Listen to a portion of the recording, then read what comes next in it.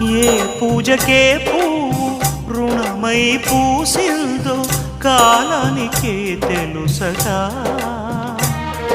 ఆ కాలం కనుమూస్తే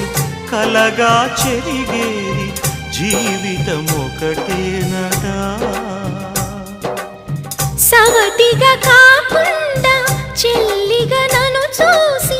తల్లిని చేశావుగా ఈ పారాణి పాదాలు సేవించినా గాని రుణమే తీరదుగా ఇది కలకాలమై